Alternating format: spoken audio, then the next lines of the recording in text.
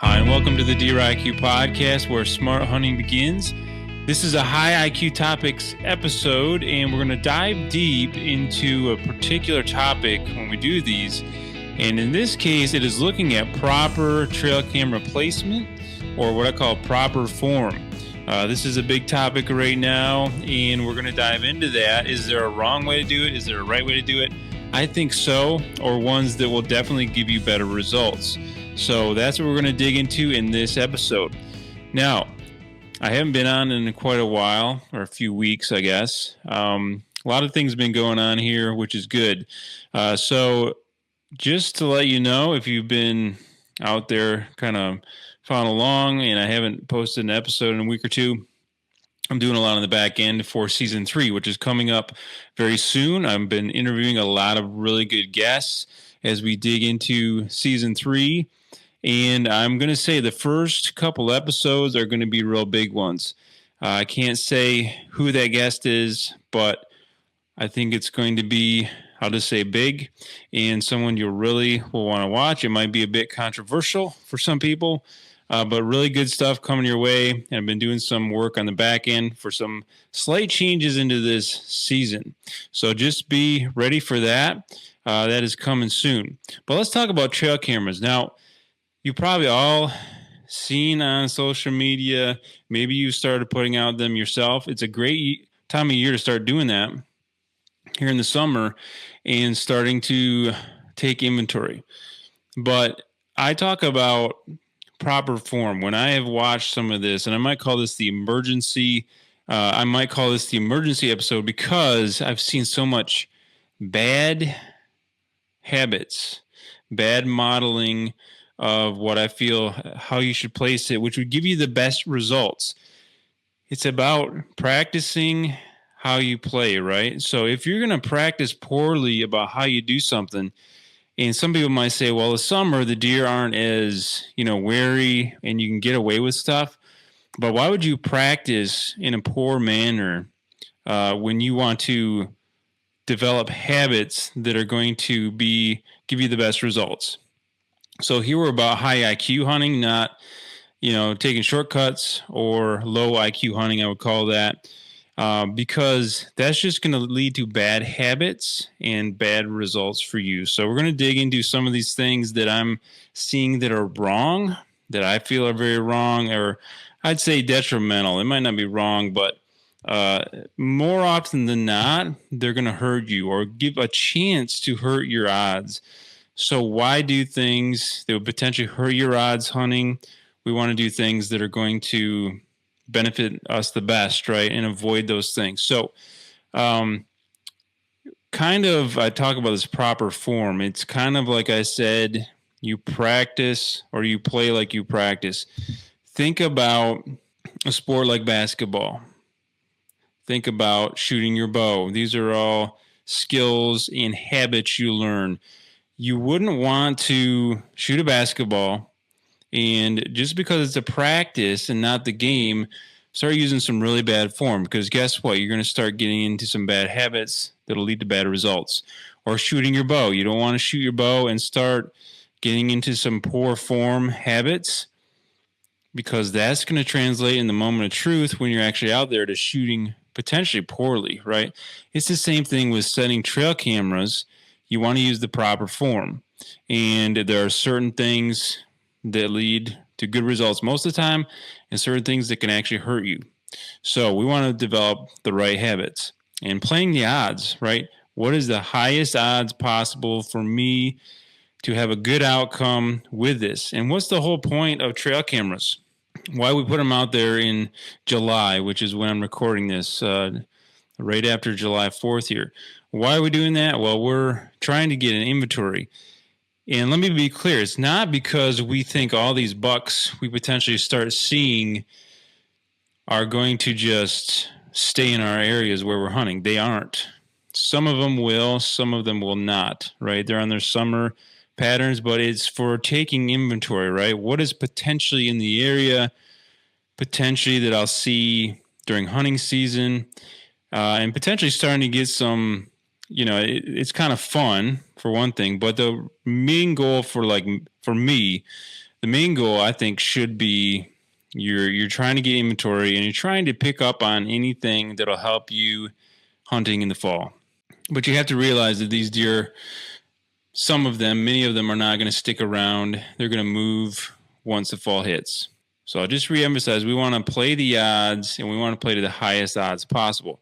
Now, some of this stuff I'm going to address, stuff I've seen on social media, YouTube, and that you might see on TV with placing trail cameras. And I'm not trying to bash anyone in particular, but you see a lot of, it's called bad modeling out there.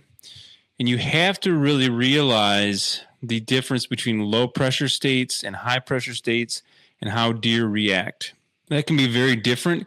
And a lot of the influencers that post things that I think are very poor habits, poor modeling of how to put out a trail camera, sounds like a super simple thing, but they're doing this in low pressure states where the deer tolerate much more. And I hunt in a very high pressure state where they don't tolerate much. But the main point and principle is this. Let's get it down to a rule or principle that we can apply to pretty much anything with deer hunting. And it is this: to never let deer know or even have a chance of knowing they're being observed or hunted. That is the principle that should guide all our decisions and how we're doing things. Never giving the deer a chance to know they're being observed or hunted. That is by far your best bet. That should guide what we're doing, and that should guide how we're hanging trail cameras as well. Because a certain percentage of these deer, even in the summer, can get freaked out by certain things, and you start educating them right off the bat. So why would we want to do that? And the answer is we would not, right? So here's some things that I want to start with, the kind of some of the things you might want to stay away from. We might call them wrong, but just, I guess, things to avoid because they can have a negative outcome.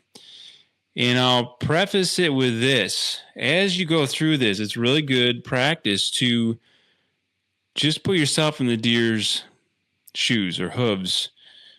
You got to think like a deer. Okay, if you are the deer, how would you react to what you are doing? So would you detect where and how you're placing the camera? Would you tolerate it? If you knew a predator was entering an area that, you were living or hanging out, would you tolerate it? And you have to look at their three main senses, right? Let's remind ourselves here. We have the eyes, the ears, and the nose that can detect you and the trail camera. So those are the things we have to think about and put yourself in the deer's position. All right, so here's some of the things that I've seen, and I've seen these a ton, which is kind of why I was, I guess, compelled to make this episode of these things I've been seeing. So I see this. I see super obvious and visible placement. Some of these cameras are big. Some of them I'm seeing, are attached to a solar panel, which that's cool, right? But where you place them matters. And a lot of these placements are in the wide open, all by themselves on a post or something, a metal T-post or something like that. Super obvious, basically telegraphing, hey, a human's been here. A human, is in your turf. Not the best practice. I see 0 scent control. So again, really telegraphing a human is there and telling them. So 0 scent control and we'll get into this more later, of the positives, things you should be doing, the actual form you should be practicing and habits you should be getting in, but 0 scent control, putting these things very low at eye level to the deer. So they're basically ensuring the deer can see it real well, smell it. Okay, these are poor practices. Putting them super close to whatever they're using, if it's a bait or mock scrapes, and we'll get into mock scrapes maybe in the next episode. Some specifics there for good mock scrapes versus poor mock scrapes as far as results. So putting them too close to the source or the draw for the deer is, again, just basically telling the deer that you're there, right, and observing them. Again, our rule principle is to avoid that. Putting them, and I don't necessarily see this on social media or videos, but one could be putting them right on top of trails. I see this on public land all the time, where someone will put a trail camera right on a main trail at eye level for this deer, so there's no way they couldn't notice it. Pretty sure that they're touching that, they're leaving human scent, the deer can see that. And so those are just bad practices if you want to observe deer without them observing you or knowing that you have been there, right? And then another one to avoid that happens a lot is just being too intrusive. Remember, in the summer, you don't need to get real intrusive with deer. They're pretty visible. Much of the Midwest has fields, so you can glass deer pretty easily. You can put cameras on the edges of fields. Really, depending on where you're at and your terrain, and maybe you don't have fields or whatever to do that, but you can put them in places that are very low intrusion to check them. And in the summer, you don't need to check them that much. You shouldn't be putting these things out and checking them every day, every week. You're leaving these for weeks because there's a lot of time between now and hunting season. You don't need to go in there. So those are all things that I have seen myself on public land and stuff, but I'm also seeing a lot on social media, and it's just poor modeling of what you want to do. So those are things we want to avoid. And again, putting yourself in the deer's shoes kind of helps you start thinking that way. And again, our principle is not letting the deer know. We want to get into this habit. Everything I do, I'm trying to not allow the deer to know I'm being observed, or they're being observed, or they're being hunted. That should guide everything we do. Now, there's an example of this before we get into some of the proper protocol or proper form, I might call it, to get in the habit of doing so. Whether you do it in the summer or the off season or during season, you're doing the same things, and it's just the best, highest odds way to do it, right? The best form. But a couple of years ago, I think it was, I don't know if it was last year or the year before, but I was on public land here in Michigan. Again, high pressure state, right? In an area that had quite a few decent bucks in it, and it was in the summer, and I hung a trail camera on the edge of this woods, and there was like a bean field there. And there was a trail coming out, so there's a couple lines of travel, which that's a good thing to think about as well, like where you're placing and maximizing, I guess, the trail camera with how you're setting it up and where you're pointing it. But I was on the edge of a woods, and I just could not find a good tree to hang it to get both the edge and the trail coming out. And so I put it in a spot that wasn't the best. It was kind of obvious. I could see it very well. And as I left it there, I felt, it's kind of obvious. A deer might see that. Well, weeks go by, I'll go back and check it, and I'll show these pictures, if I can find them here, of a pretty nice buck coming right toward it, and it takes a picture. And the next picture is him bolting from seeing the camera. And he bolted, took off. I never saw that deer that year hunting or anything like that. But it just goes to show, if they see that thing, if they detect that thing, and that was probably about a 3-year-old buck, I would guess, they don't tolerate that. So you don't want to do that to your hunting area, even if it's not exactly where your stand is. So that's just a good example of how deer can really adversely react to how we put our trail cameras out, and we need to really think about that.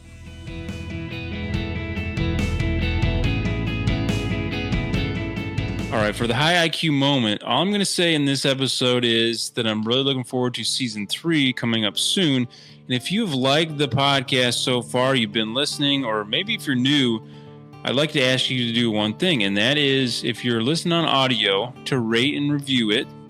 If you're on YouTube, make sure to follow, hit like, subscribe, and share it with a buddy. Those things really help the podcast grow, and the more it grows, the better guests we can get, and the better episodes we're going to be getting. So that helps. All of it helps.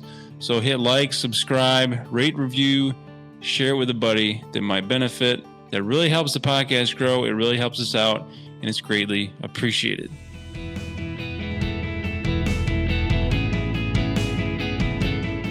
All right, so let's get to what I call proper form. These are just good habits to get into when you're hanging trail cameras, whether it be the summer, whether it be the middle of season, doesn't really matter.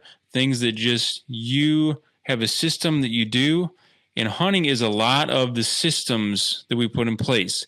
The better our systems are, that we habituate, that we automate, really, the better our results will be. And this is one of those. So these are 6 things to help you place cameras properly, place them in such a way where you get good pictures, but also that you're not tipping your hand to the whitetail, and that is huge. Having them not have a clue that they're being observed.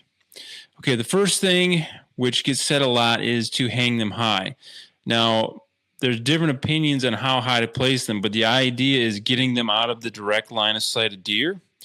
I like to put mine 6 to 8 feet high where I can still reach them. Now, if you're in public land and are afraid of people stealing them, then you can get higher. The problem with getting too high is that the angle gets so steep that you get poor pictures, and your area of detection gets smaller and smaller with that steep angle. 6 to 8 feet is pretty good from what I've found with the other things we'll talk about as well. That's a good height. They don't typically, it's not right in their line of sight. If you get them that high where you can reach them, also they're not going to be smelling them. The second thing is to visually break it up. Put it in a place where they aren't going to see it, that it's not just hanging on the side of a naked tree. Put it around some branches and leaves and things. Make it not obvious. Camo them in. And you do have to be careful with leaves that can blow in the front of it, so you got to watch out for that. But put them in a place where there's some breakup there to help that out, and it doesn't look like a blob, this thing on the side of a tree. Now, something you can also do to help them blend in, and I have a couple examples here. Here's one that is already camoed up. So that blends in pretty good on its own, but you still need to put it around things and try to match the environment. That's important. Match what's actually there so it's not standing out. Here's another one that is just a color, okay?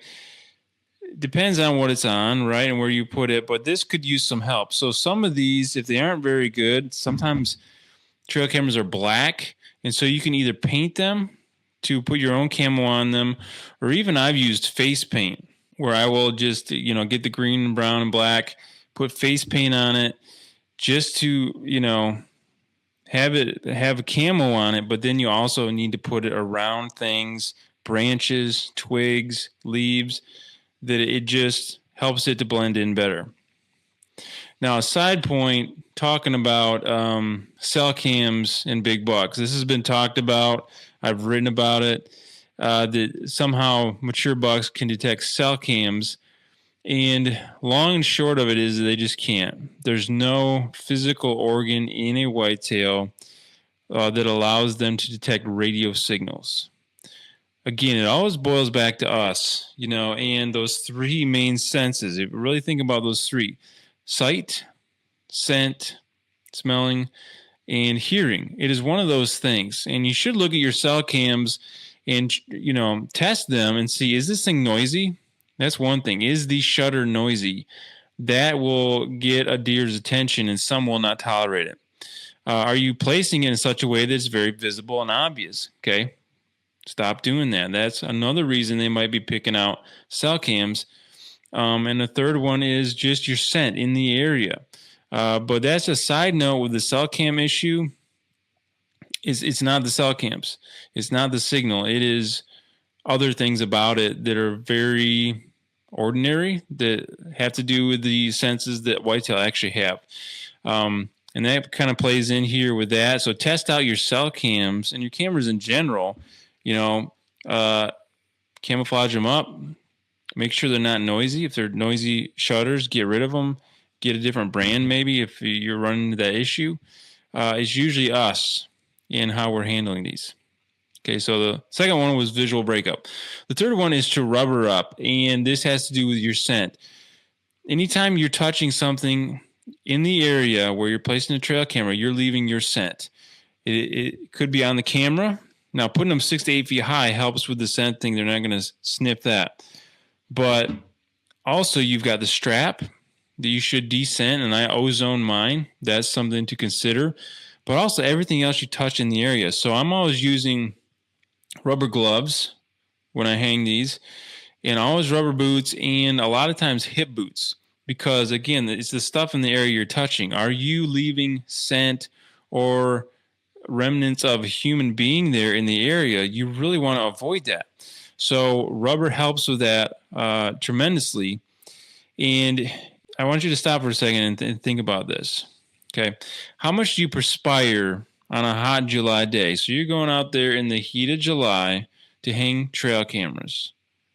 Some parts of the country, it's over 100 degrees, right? How much do you think you perspire while you're out there?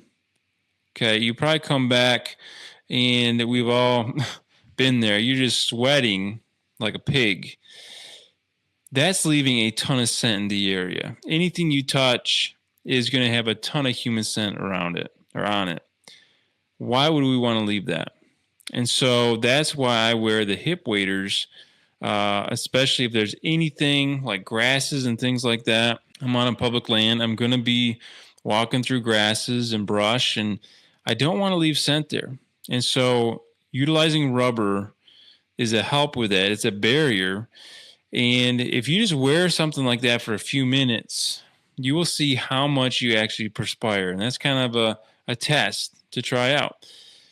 You will see how soaked you get. And all of that would have been on everything you touch, right? So having the gloves, having boots and rubber hip waders is a huge help to keeping the scent off, because that could tip your hand to deer, and you're starting to pressure them already in July.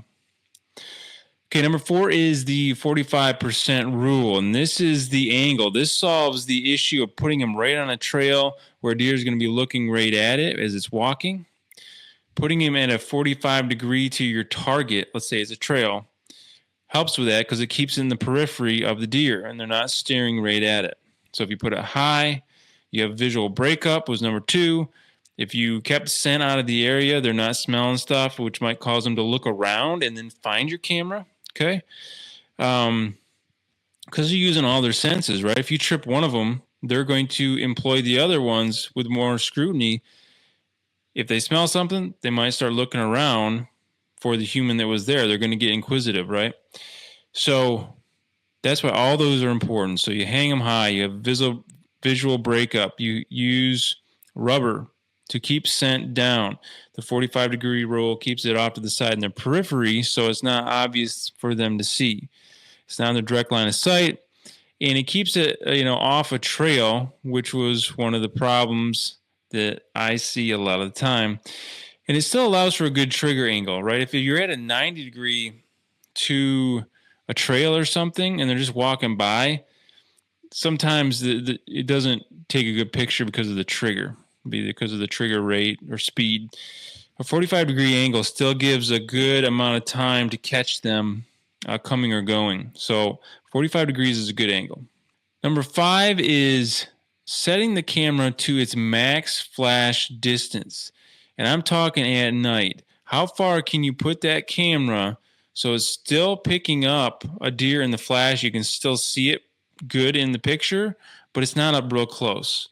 Right? Why do you want to have this right on top of the deer? And that's one of the things I've seen, and I don't know if I mentioned this earlier, but it's putting cameras way too close to the target or what you have there, whether it be bait or a scrape. Way too close. Why do you need it that close? Do we need to have HD pictures that we're going to put on the wall, blow up and put on the wall of these deer with our trail camera? Or is the goal to just get information on shooter deer to potentially hunt in the fall? If you're putting that super close to them, you're giving them opportunity, again, to know they're being observed and hunted and you're tipping your hand already, and it's months before season. So why would you do that? So figure out the max night flash distance of this camera and put it as far back as you possibly can to still get a good picture. That's going to help a lot with the combination of these other things too. Deer are not going to be staring at that thing if it's pretty far away. It's not going to be very obvious to them at all. Here's a side note too on infrared flashes. If you cannot see the flash, if you turn your back to the camera at night and it goes off and you can't see it illuminate the area, the deer cannot physically see that. They cannot see infrared. There's been a ton of studies on this, scientific studies. It is very well known. Deer cannot see infrared light. We cannot see infrared light, and we see better than them in low frequencies, like red. They can't even see red. They can barely see into red a little bit, but they definitely can't see most of the red range, and they cannot at all see infrared. We can't even. So that is not an issue. Just a side note there, because people always talk about that. If they're looking at your camera, again, it's probably a noise type thing. Check out the shutter. If it's loud, swap it out. But really, you don't need super close pictures. You're just trying to get an idea of what's there to start inventorying these deer. So put it at the max flash distance. And number 6 is what I call the least intrusive rule. And this is where you place it. Again, what's the goal in the summer? The goal in the summer is to just take inventory. You don't need to be back in their bedding areas. You don't need to be in these intrusive areas. Put them out on the edge as far as you can and still get pictures of these deer.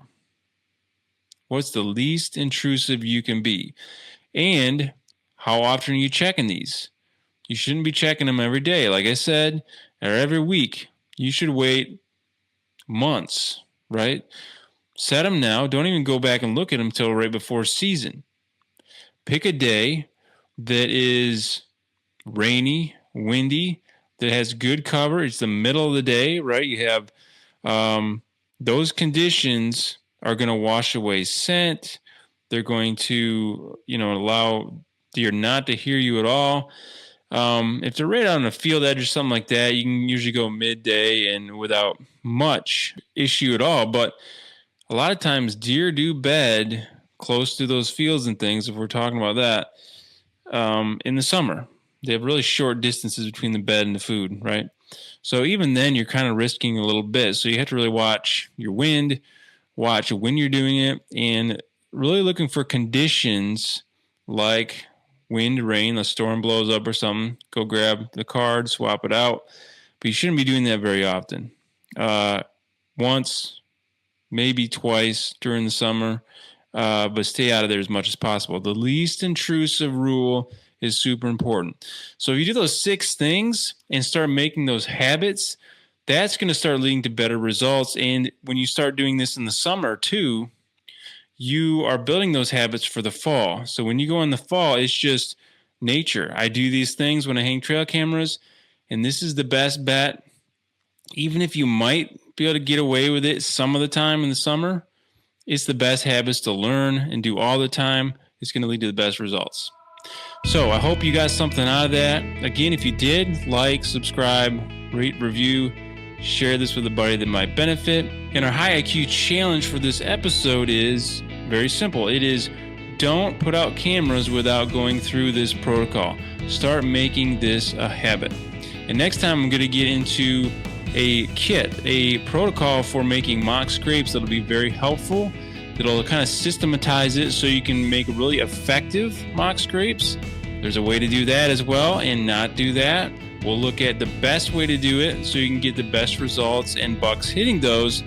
So not only can you get pictures of them, which is good for, but you can start habituating them to frequent where you can actually hunt and shoot them. So it's a really big tool and really big help. We'll talk about that next time. I'll see you then.